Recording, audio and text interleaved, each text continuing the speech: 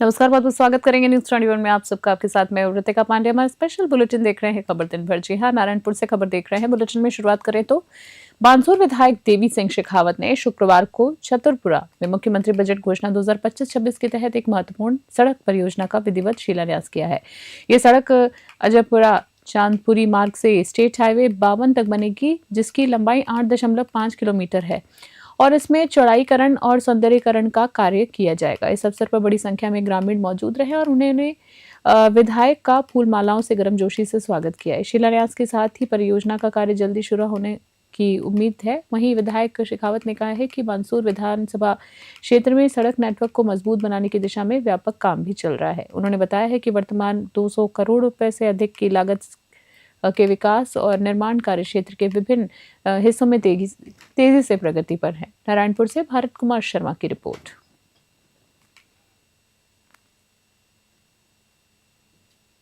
बागोड़ा से अगली खबर देख रहे हैं। जी, आपको बता दें, जहां ग्रामीण क्षेत्र में वित्तीय साक्षरता और जागरूकता को बढ़ावा देने के उद्देश्य से भारतीय स्टेट बैंक बागोड़ा शाखा ने एक सराहनीय पहल की शुरुआत की है। शुक्रवार को बैंक मैनेजर चेतन कुमार द्वारा इस जन जागरण अभियान का औपचारिक शुभारंभ किया गया है। विशेष रूप से तैयार की गई स्पीकर युक्त टैक्सी के माध्यम से ये अभियान बागोड़ा क्षेत्र के हर गांव में पहुंचेगा। अभियान का नेतृत्व बैंक शाखा प्रबंधक चेतन कुमार और वित्तीय साक्षरता जी हाँ केंद्र बागोड़ा के फील्ड ऑफिसर रमेश विरास के निर्देशन में किया जा रहा है। बैंक शाखा प्रबंधक चेतन कुमार ने कहा है कि ये पहल बैंकिंग जागरूकता को गांव-गांव तक पहुंचाने का प्रयास है। वहीं फील्ड ऑफिसर रमेश विरास ने कहा है कि जागरूकता के बिना विकास अधूरा है। बागोड़ा से रामाराम सोलंकी की रिपोर्ट। और इसी बीच अगली खबर देख रहे हैं महुआ से, जहां न्यूज 21 चैनल को दिए विशेष इंटरव्यू में महुआ विधायक राजेंद्र मीणा ने क्षेत्र में चल रहे विकास कार्यों, जनता की समस्याओं और आने वाली कार्य योजना पर विस्तार से चर्चा की। बता दें आपको, विधायक मीणा ने कहा है कि सरकार और प्रशासन के सहयोग से महुआ में कई महत्वपूर्ण परियोजनाओं पर तेजी से काम किया जा रहा है। वह विधायक ने न्यूज 21 से की गई विशेष वार्ता में क्या कुछ कहा है, देखिए महुआ से रवि कुमार शर्मा की स्पेशल रिपोर्ट में। हमारे साथ में है मेवा विधायक राजेंद्र मीणा जी। आज उनसे जानना चाहेंगे कि किस प्रकार का उनका कार्यकाल रहा है, क्या विकास की योजना लेकर आई है, क्या जन मुद्दे उन्होंने सुझाव दिए हैं, क्या लोगों की समस्या सुनी है, उस प्रकार से हम जानना चाहेंगे उनसे महुआ विकास के बारे में। सर्वप्रथम सर आपका स्वागत है न्यूज़ 21 चैनल पर। सबसे पहले तो मैं आपको चैनल को बधाई देना चाहूँगा।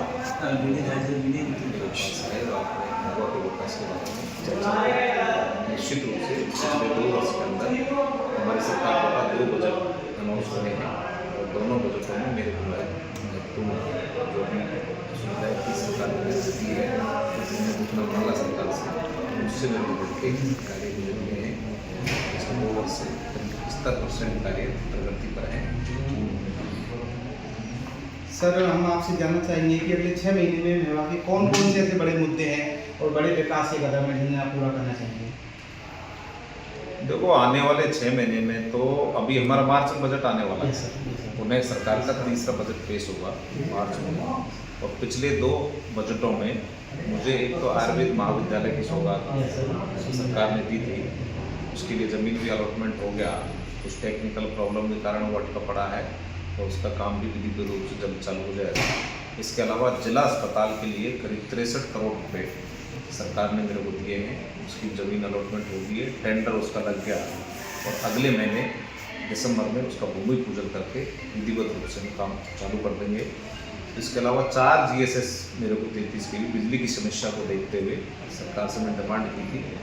समलेटी GSS का काम निर्माणाधीन है, सालमपुर का कंप्लीट हो गया, लोटवाड़ा का कंप्लीट हो गया और तीसरा अपना टूडियाना उसका भी काम चल रहा है। इसके साथ ही 220 की भी GSS भी हमको हमारे इस ग्राम पंचायत में सरकार ने दिया था, उसका भी विधिवत रूप से जल्द ही कार्य चालू होने वाला है। इसके अलावा अनगिनत कार्य सरकार ने मेरे को दिए हैं और सबसे महत्वपूर्ण रोज़मर्रा का जो आम जनता रोज़ अपने अपने गाँव में अपने अपने शहरों में जाने का काम करती है, तो उस हिसाब से करीब 150 करोड़ रुपए PWD डिपार्टमेंट से मेरे को सरकार से सैंक्शन किए हैं और सभी जगह दोनों उपखंडों में विधिवत रूप से कार्य बहुत प्रगति पे हैं। आने वाले समय में हर ग्राम पंचायत मुख्यालय हर ढाणी को हम सड़क से जोड़ने जा रहे हैं ताकि आवागमन में किसी प्रकार की कोई दिक्कत नहीं हो। सर दूसरा हम आपसे सवाल ये है कि किसानों को जो मुआवजा समय समय पर खाद मिलने की शिकायत है, उसके बारे में आपका क्या सुझाव है? मैंने कल ही जयपुर से आते ही सभी व्यवस्थापकों की कल बैठक ली थी। मेरे महुआ में भी थी। मेरे करीब 38 व्यवस्थापक हैं हर ग्राम पंचायत मुख्यालय में, जो GSS होते हैं। इस बहुत महत्वपूर्ण व्यवस्थापकों की एक मीटिंग ली थी, जिसमें कि समय पर लोगों को लोन मिले।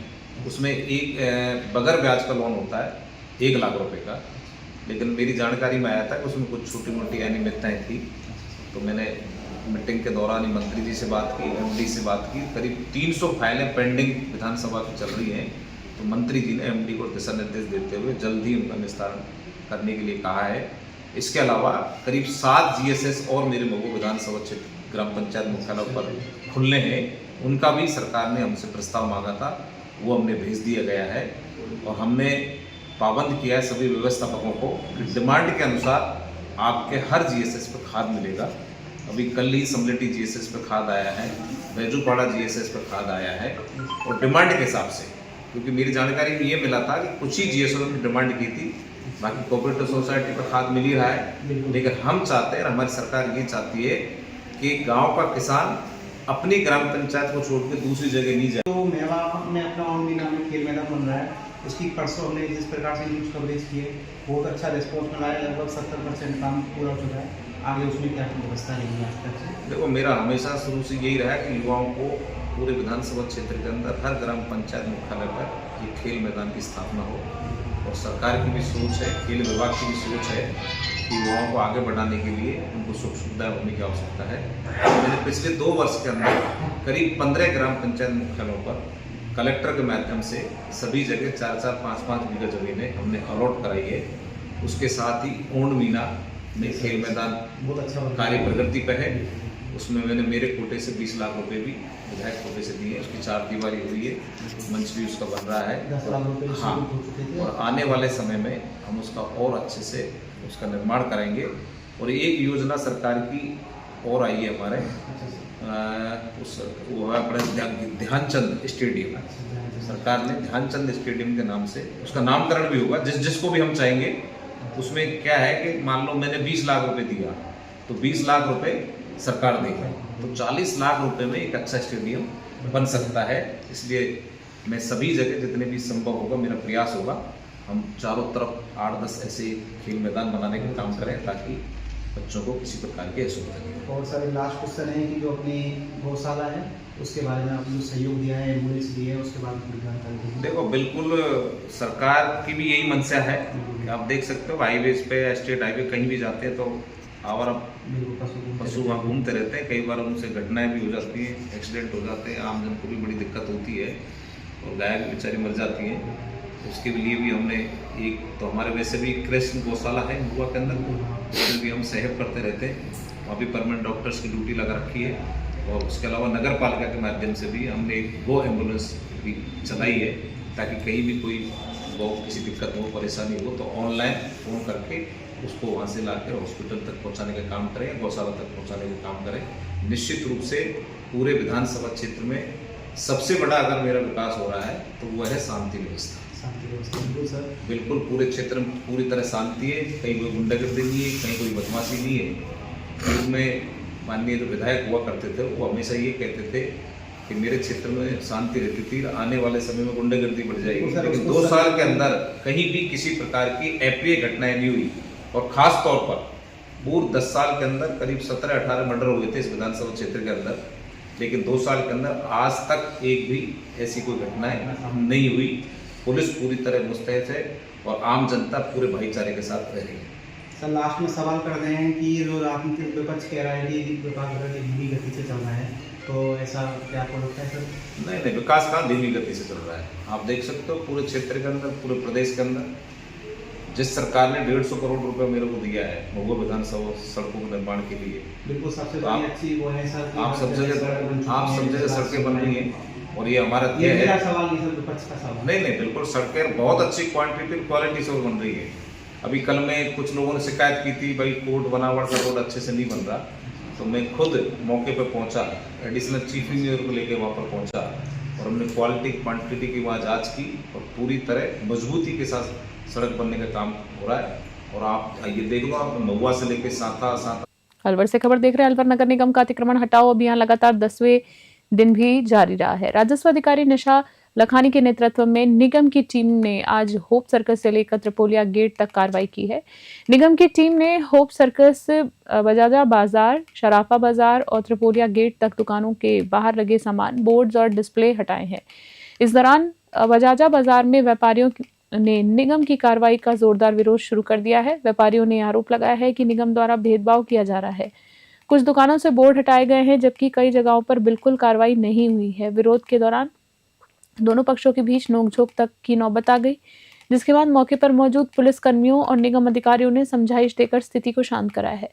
राजस्व अधिकारी निशा लखानी ने व्यापारियों के आरोप का खंडन करते हुए कहा है कि अतिक्रमण हटाने की कार्रवाई पूरी तरह नियमबद्ध है और शहर को जाम मुक्त रखना हमारी प्राथमिकता है। किसी भी प्रकार का भेदभाव नहीं किया जा रहा है। अलवर से प्रदीप गोयल की रिपोर्ट।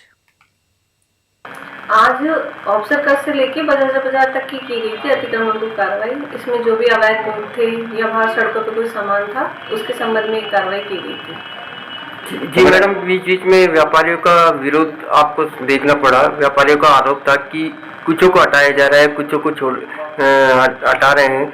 इसके बारे में आप क्या करें?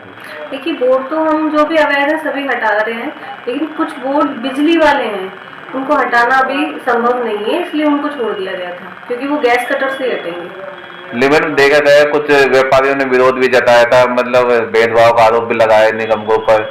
ये किस तरीके का आरोप लगाया गया था इनके द्वारा? इसकी ये किसी तरह का कोई भेदभाव नहीं हो रहा। निगम लगभग 9 या 10 दिन से डेली जा रहा है, डेली व्यापारियों से बातचीत कर रहा है, लेकिन जब निगम की टीम जाती है, जब वो सामान हटा लेते हैं, अतिक्रमण हटा लेते हैं, और जैसे ही हम लोग वापस आते हैं, वापस वो सड़कों पे सामान रख लेते हैं। और उसके बाद हम कहते हैं कि भेदभाव हो रहा है, क्योंकि हम जैसे आगे गए उसके बाद पीछे वाला लगा लेता है, फिर हम बैक आते हैं तो उठाते हैं सामान को, फिर लगाया जाता है। ये बार बार व्यापारी द्वारा हो रहा है। हम काफी समझाइश भी कर रहे हैं, और आज हमने व्यापार महासंघ के जो अध्यक्ष हैं उन सबसे बात की है कि आप भी हमारे साथ सहयोग करें। तो मैडम, कब तक चलेगा ये अभियान? ये निरंतर चलेगा। ठीक। श्रीकरणपुर से खबर देख रहे हैं। श्रीकरणपुर में विदेश भेजने के नाम पर ठगी का एक बड़ा मामला सामने आया है। पुलिस ने ऑस्ट्रेलिया भेजने के नाम पर 23 लाख रुपए ठगने के आरोप में 2 व्यक्तियों के खिलाफ एफआईआर दर्ज करी है। संदीप सेठी पुत्र कश्मीरी लाल सेठी ने पुलिस थाने में शिकायत दर्ज कराई है। वहीं कपिल चुग उर्फ मंगी और मनीष चुग के खिलाफ गंभीर आरोप जो है लगाए गए हैं। पुलिस ने जांच पड़ताल और सबूतों के आधार पर आज दोनों आरोपियों के खिलाफ मुकदमा दर्ज कर लिया है। पैरवी करने वाले अधिवक्ता विशाल वर्मा ने बताया है कि जल्द ही दोनों आरोपियों की गिरफ्तारी होगी और ठगी का पूरा पैसा ब्याज सहित वापस दिलवाया जाएगा। श्रीगंगानगर जिले में विदेश भेजने के नाम पर लगातार हो रही ठगी की वारदातों के बीच पुलिस ने आम जनता से ऐसे ठगों से सावधान रहने की अपील की। श्रीकरणपुर से अमित धवन की रिपोर्ट।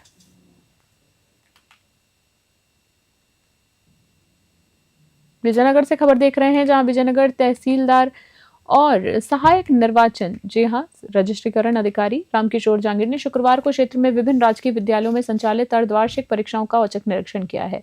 उन्होंने परीक्षा कक्षों में व्यवस्था, अनुशासन, विद्यार्थी की उपस्थिति और प्रश्न पत्र वितरण प्रणाली का जायजा लिया है। तहसीलदार जांगीर ने संबंधित शिक्षकों को परीक्षा में अनुशासन बनाए रखने, बच्चों को शांत वातावरण उपलब्ध कराने और प्रक्रिया को निर्धारित समय में पूरा करने के निर्देश दिए। उन्होंने स्पष्ट किया है कि परीक्षाओं के दौरान किसी भी प्रकार की लापरवाही बर्दाश्त नहीं की जाएगी। उन्होंने परीक्षार्थियों से भी बातचीत कर उनकी तैयारियों के बारे में जानकारी ली। विद्यालय प्रशासन ने बताया है कि परीक्षाएं सुव्यवस्थित ढंग से संचालित की जा रही है। विजयनगर से गौरव व्यास की स्पेशल रिपोर्ट। जयपुर से खबर देख रहे हैं। राजधानी जयपुर के हरमाणा पुलिस थाने ने सिलेंडर चोरी के एक मामले में कार्रवाई करते हुए 2 आरोपियों ओम प्रकाश और टिंकी को गिरफ्तार कर लिया है। बता दें, पुलिस ने आरोपियों के पास से चुराए गए सिलेंडर और एक पानी की मोटर बरामद की है। वारदात में इस्तेमाल की गई मोटरसाइकिल को भी जब्त कर लिया गया है। वहीं थानाधिकारी उदय सिंह के नेतृत्व में head constable Harvir Singh, head constable Rakesh Kumar, constable Dayaram, constable Mahendra और कांस्टेबल भैरूराम की टीम ने इस कार्रवाई को अंजाम दिया है। आरोपियों ने पूछताछ में खुलासा किया है कि वे नशे के आदी हैं।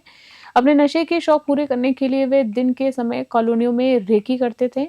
मौका मिलते ही शाम के समय मकानों के ताले तोड़कर सामान चुरा लेते थे और उन्हें सस्ते दामों में बेच देते थे। जयपुर से अलीम खान की रिपोर्ट।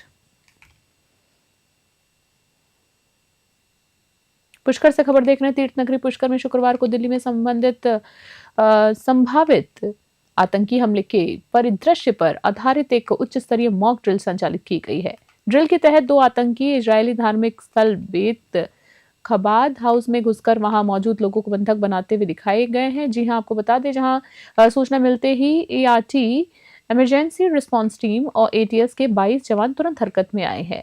ERT के IG विकास कुमार और SP राजकुमार के निर्देशन में ऑपरेशन की रणनीति तैयार की गई है। मौके पर पहुंची टीम ने गुर्जर धर्मशाला और आसपास के होटलों की तलाशी लेते हुए बेतखाबाद हाउस के चारों ओर से उसे घेर लिया। वहीं ERT प्रभारी ताराचंद, ATS टीम प्रभारी दिनेश, थाना प्रभारी विक्रम सिंह राठौड़ और CIT अधिकारी शक्ति सिंह राठौड़, मैनेजर हनुमान प्रसाद बाकोलिया के नेतृत्व में तेज तर्रार कार्रवाई शुरू की गई है। ये मॉक ड्रिल आपात परिस्थितियों में त्वरित प्रतिक्रिया, समन्वय और रणनीतिक दक्षता को परखने के उद्देश्य से आयोजित की गई। पुष्कर से सीताराम गहलोत की special report.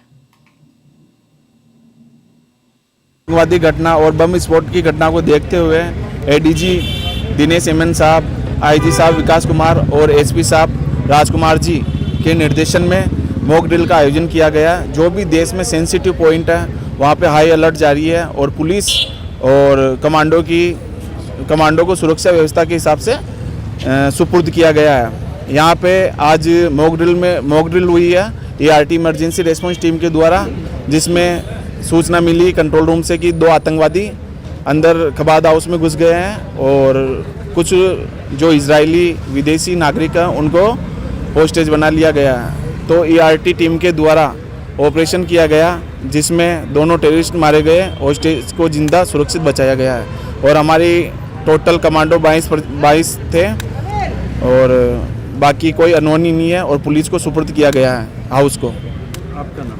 Tarachand Sakla, ERT Ajmer प्रभारी। बेत खवाद की सुरक्षा को मद्देनज़र रखते हुए हमारे अजमेर से QRT टीम और ATS की टीम ने मिलके और मॉक ड्रिल का प्रोग्राम रखा था, जिसमें सूचना के ऊपर जिस तरीके से एक तरह से इस बेत खवाद में कोई आतंकवादी घुसने की सूचना मिलने पर उन्होंने कार्रवाई की थी और बड़ी सफलतापूर्वक बड़े अच्छे से उन्होंने ये कार्रवाई का अंजाम दिया है। और इस तरह की सुरक्षात्मक कार्रवाइयाँ समय समय पर होती रहे तो और भी अच्छा रहता है सर। और दौसा से खबर देखना, दौसा के राहुवास के समीप दिल्ली मुंबई एक्सप्रेसवे पर डूंगरपुर इंटरचेंज के पास एक भीषण सड़क हादसा हुआ है, जिसमें बेकाबू कंटेनर LED पोल से टकरा गया है। बता दें आपको, टक्कर इतनी ज्यादा भीषण थी कि कंटेनर में ब्लास्ट हो गया और भीषण आग लग गई, जिससे कंटेनर का ड्राइवर जिंदा जल गया है। दुखद खबर है। यह हादसा दोपहर करीबन 12 बजे एक्सप्रेसवे पर पिलर नंबर 209 के पास हुआ है। ECP दिनेश अग्रवाल ने बताया है कि कंटेनर उन्नाव उत्तर प्रदेश से मुंबई मीट लेकर जा रहा था। डूंगरपुर इंटरचेंज के पास कंटेनर का टायर फटने के कारण वो बेकाबू हो गया। साथ ही साथ आपको बता दें, बेकाबू होने के बाद LED पोल से टकरा गया। आशंका जताई जा रही है कि टक्कर के बाद AC में स्पार्किंग हुई, जिससे कंटेनर में आग लग गई और अंदर बैठा ड्राइवर जिंदा जल गया।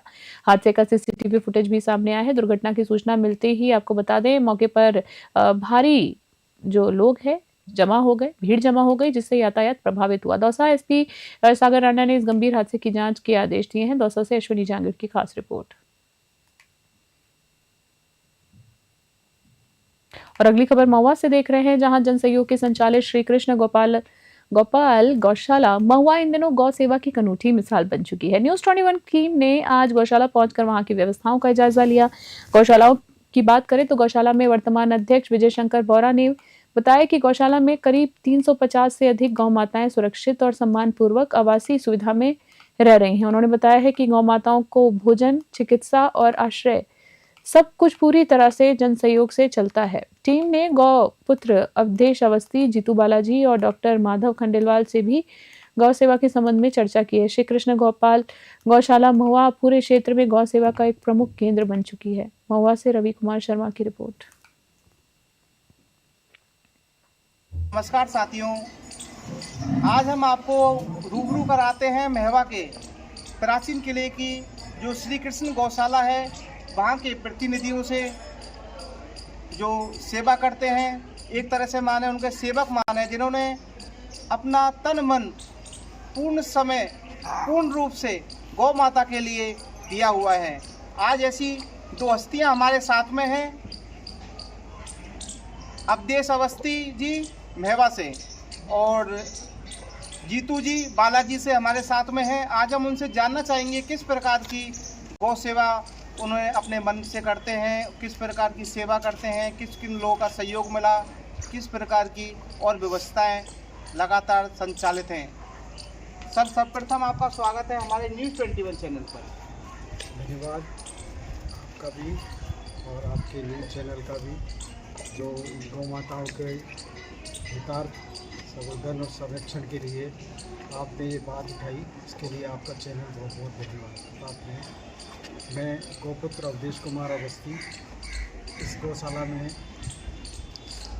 2001 से ये गौशाला संचालित है।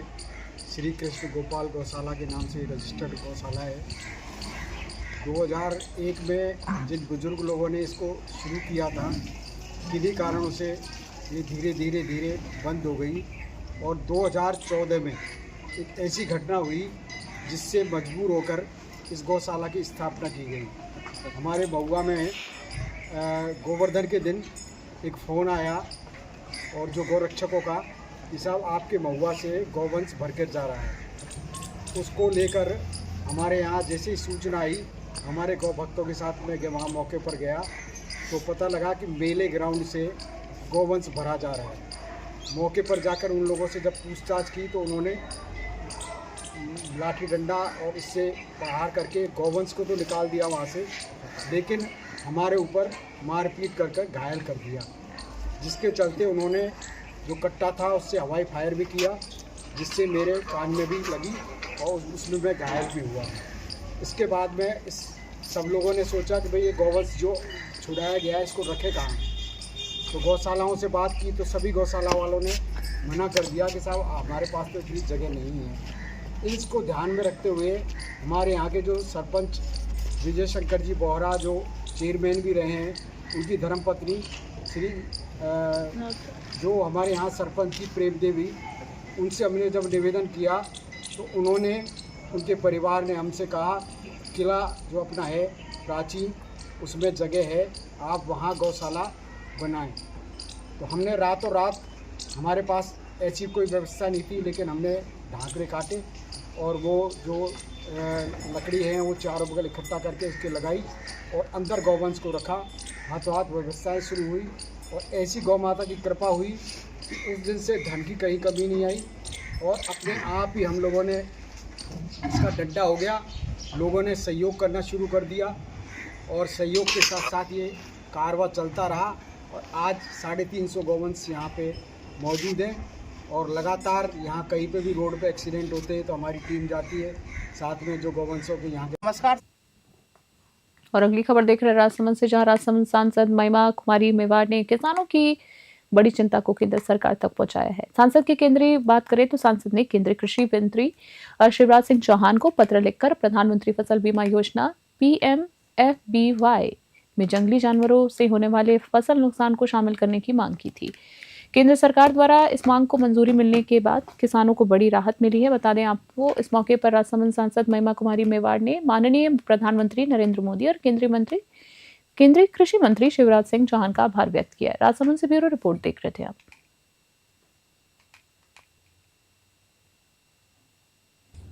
नमस्कार, मैं प्रधानमंत्री जी और कृषि मंत्री जी का बहुत बहुत धन्यवाद देना चाहूंगी, क्योंकि उन्होंने किसानों के लिए बहुत बड़ा फैसला लिया है कि पहले जो फसलें जानवर नुकसान करते थे वो बीमा के अंतर्गत नहीं था, पर अब उसको फसल बीमा के अंतर्गत लाया गया है, जिससे न सिर्फ राजसमंद बल्कि पूरे भारत के किसान को राहत मिली है। और ये बात को मैंने भी पत्र लिखकर कृषि मंत्री जी को सूचित किया था, तो मैं उनका धन्यवाद देना चाहूंगी और पूरे भारत के किसानों में एक खुशी की लहर है। बहुत बहुत धन्यवाद।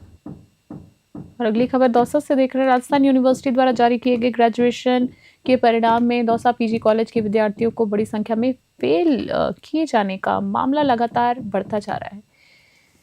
शुक्रवार को बड़ी संख्या में छात्रों ने पीजी कॉलेज से कलेक्ट्रेट तक विरोध मार्च निकाला है। नारेबाजी की और कुलपति वीसी का पुतला फूंका गया। विरोध प्रदर्शन के दौरान डीएसपी रविश प्रकाश शर्मा और कोतवाली इंचार्ज भगवान सहाय के नेतृत्व में कलेक्ट्रेट के मुख्य द्वार पर बैरिकेड्स लगाकर छात्रों को रोकने का प्रयास किया गया है। किसी भी अप्रिय घटना से निपटने के लिए नगर परिषद द्वारा दमकल फायर ब्रिगेड की तैनाती की गई है। छात्रों ने जिला कलेक्टर देवेंद्र कुमार को सौंपे ज्ञापन में आरोप लगाया है कि यूनिवर्सिटी ने जानबूझकर 60 से 70% विद्यार्थी को फेल किया है ताकि रेवोल्यूशन की आड़ में कमाई की जा सके। दौसा से अश्विनी जांगीर की रिपोर्ट। अड़ीचा से खबर देख रहे हैं। अड़ीचा क्षेत्र में एक बार फिर नर्मदा नहर परियोजना की बड़ी लापरवाही सामने आई है। शुक्रवार की बात करें तो सुबह बगछड़ी के सरहद में सरवाना सब माइनर ओवरफ्लो होने के बाद अचानक फूट गई। गनीमत ये रही कि पानी गोचर भूमि में फैला, जिससे फसलों का बड़ा नुकसान होने से टल गया है। ग्रामीणों के अनुसार नर्मदा विभाग द्वारा लालजी माइनर से सब माइनर में तय क्षमता से अधिक पानी छोड़ा गया है, जिससे दबाव बढ़ने पर नहर टूट पड़ी है। क्षेत्रवासियों का कहना है कि नहरों की कई वर्षों से सफाई नहीं की गई है। नहरों में झाड़ियां उग गई थीं, जिसके कारण पानी आगे नहीं बढ़ सका है और दबाव बढ़ने पर नहर टूट गई। स्थानीय ग्रामीणों ने आरोप लगाया है कि विभागीय मॉनिटरिंग के अभाव में ऐसी घटनाएं बार बार होती हैं, जबकि शिकायतों के बावजूद मरम्मत और सफाई नहीं की जाती। इस संबंध में नर्मदा विभाग के कनिष्ठ अभियंता प्रवीण कुमार बिश्नोई ने जांच कर मरम्मत कार्य करने की बात कही है। हड़ीचा से जलाराम भादु की ग्राउंड रिपोर्ट। दौसा से खबर देख रहा है। दौसा के बजरंग मैदान में जहां चल रहे श्रीमद् भागवत कथा अमृत वर्षा महोत्सव में शुक्रवार को बड़ी संख्या में श्रद्धालु भीड़ उमड़ी है। कथा वाचिका प्रिया किशोरी जी की मधुर वाणी और कर्णप्रिय संगीत ने श्रद्धालुओं का मन मोह लिया है। बता दें, कथा की प्रस्तुति के दौरान भजनों पर श्रद्धा भाव विभोर होकर श्रद्धालु झूमते नजर आए हैं। मुख्य यजमान मनोहर लाल गुप्ता ने बताया है कि ऐसे आयोजनों से समाज में धार्मिक सद्भावना का विकास होता है, आपसी मेल भाव बना रहता है और आने वाली पीढ़ी में संस्कारों की उन्नति होती है। आपको बता दें, उत्पत्ति होती है संस्कारों की। वहीं भागवत कथा में बड़ी संख्या में गणमान्य नागरिक और महिलाएं उपस्थित थीं, जिससे पूरा माहौल भक्तिमय हो गया। दौसा से अश्विनी जांगीर की रिपोर्ट। अलवर से खबर देख रहे हैं, जहां एक और सरकारें पेड़ मां के नाम जैसे अभियान चला रही हैं, वहीं दूसरी ओर अलवर में नगर निगम की लापरवाही से पर्यावरण संरक्षण के प्रयास को झटका लग रहा है। अलवर पुलिस लाइन टाइट के सामने वाली गली में बीती रात कुछ स्थानीय लोगों द्वारा हरे भरे और छोटे, जी हाँ, और मोटे तनेदार वर्षों के जो पुराने पेड़ थे उनको काट दिए गए हैं। मोटे पेड़ थे, काफी वर्षों से थे, उनको काटा गया है। जहां स्थानीय निवासियों ने बताया कि जिस व्यक्ति ने ये पेड़ कटवाए थे वह खुद को वहां का वार्ड अध्यक्ष बताता है। निवासियों ने पेड़ों की कटाई की शिकायत कई बार निगम अधिकारियों को दी, लेकिन कोई सुनवाई नहीं की गई है। स्थानीय लोगों का कहना है कि इतने बड़े आकार के पेड़ों के कटने से क्षेत्र में हरियाली घटेगी और पर्यावरण पर प्रतिकूल प्रभाव पड़ेगा। इस संबंध में जब हमारे चैनल ने नगर निगम के कनिष्ठ अभियंता मुस्तफा से जानकारी लेनी चाहिए तो वो अपने चैम्बर में मौजूद नहीं मिले। अधिकारियों की अनुपस्थिति और लापरवाही पर नागरिकों ने नाराजगी जताई है। उनका कहना है कि जब सरकार बड़े स्तर पर पौधारोपण कर रही हैं तो स्थानीय प्रशासन को भी जिम्मेदारी निभानी चाहिए। पर्यावरण प्रेमियों का कहना है कि हरे पेड़ों की कटाई पर्यावरण संरक्षण कानूनों का सीधा उल्लंघन है और इनमें से दोषियों के खिलाफ सख्त कार्रवाई होनी चाहिए। अलवर से प्रदीप गोयल की स्पेशल ग्राउंड रिपोर्ट। अभी के खास बुलेटिन में फिलहाल के लिए इतना ही। बने रहे न्यूज़ 21। नमस्कार।